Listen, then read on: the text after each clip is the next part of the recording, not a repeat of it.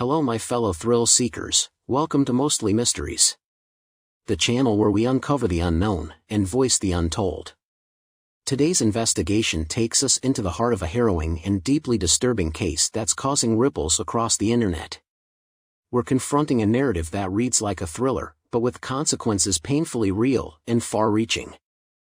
A man, taken into police custody, that never makes it home, his life cut tragically short within the confines of police possession. But the horror for his family doesn't end there. In a turn of events that seems to defy reality, his vital organs have disappeared after his death, leaving behind a void filled with questions and a demand for accountability.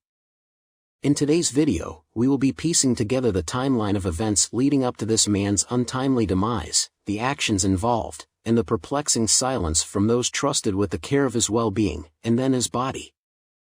With the family left in the wake of his tragedy, grappling with grief and the incomprehensible loss, not just of their loved one, but of the very parts that once sustained his life.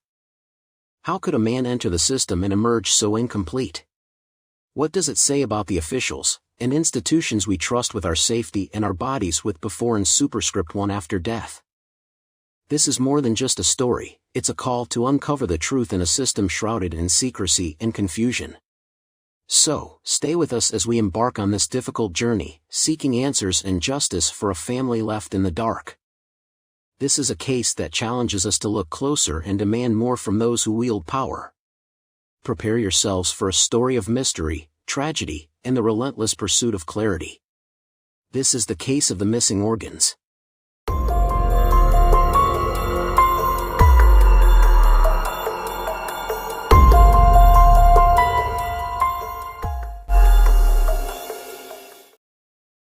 Everett Palmer Jr., an Army veteran, called his brother Dwayne last year to let him know he would be visiting them soon from Delaware. Dwayne lived in New York with their ailing mother. However, when Palmer's family learned that he had passed away while under police custody in York County, Pennsylvania, what had been planned as a family get-together turned into an odd case of an unsolved death. However, there is still more puzzling information in this tragic case. Palmer's family learned that he was missing his throat, brain, and heart after receiving his dead body back. Palmer, 41, informed his brother while traveling to see his family that he planned to resolve an unresolved DUI from 2016 with the York County Police Department. Palmer passed away on April 9, 2018, 2 days after turning himself into Pennsylvania authorities. Since then, the family has made an effort to locate the organs of their deceased loved one. After 14 months, the family still has not found closure. The York County coroner did not even inform the family to check with the funeral home for Everett Palmer's body parts. It took 7 months. However, Palmer's body had not been touched, according to the funeral home. The family has hired civil rights lawyer Lee Merritt to pursue justice over Palmer's untimely death and the subsequent mishandling of his body, and Merritt told CNN that this whole case smacks of a cover-up. According to Merritt, the county and York prison authorities have not cooperated in giving the family an official cause of death. However, York County Coroner Pam Gay refuted this assertion, saying that never were any missing organs. Gay claimed that the missing organs were intentionally taken out of the coroner's office and kept by a separate lab for further examination. The organs are in the lab that performs our autopsies, Gay stated.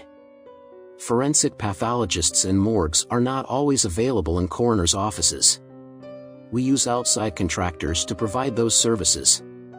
We employ a group in Allentown. Whoever keeps the specimens is that. Sometimes they are silent about what they keep.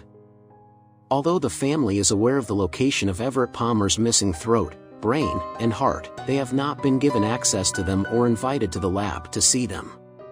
Actually, the lab in question has declined to give the Palmer family their organs back, claiming that an investigation is still ongoing.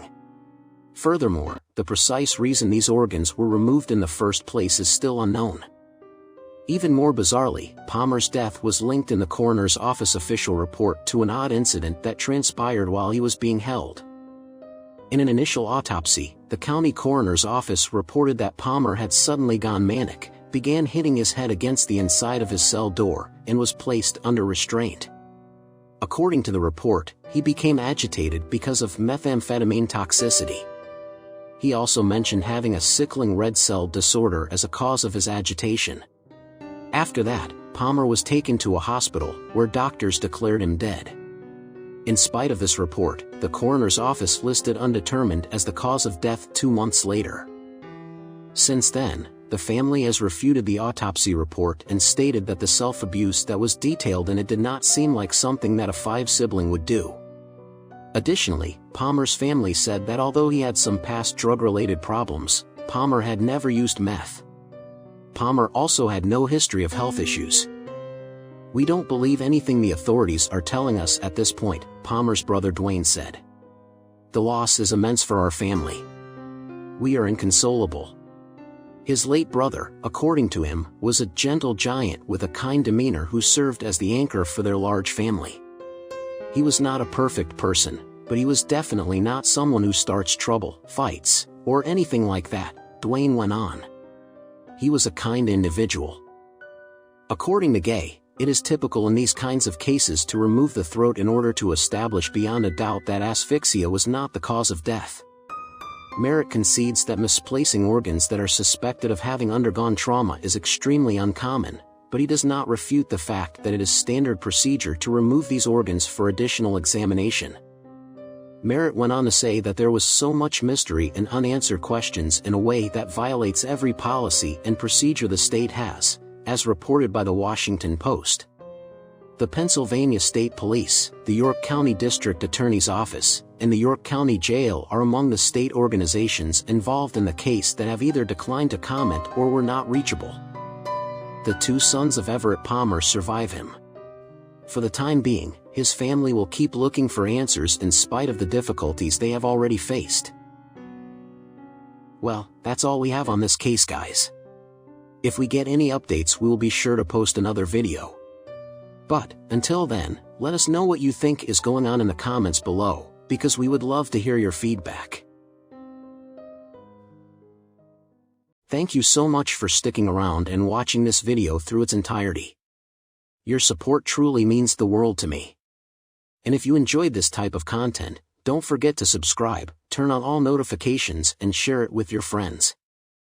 Remember, your feedback keeps me motivated and helps me create even better content for you.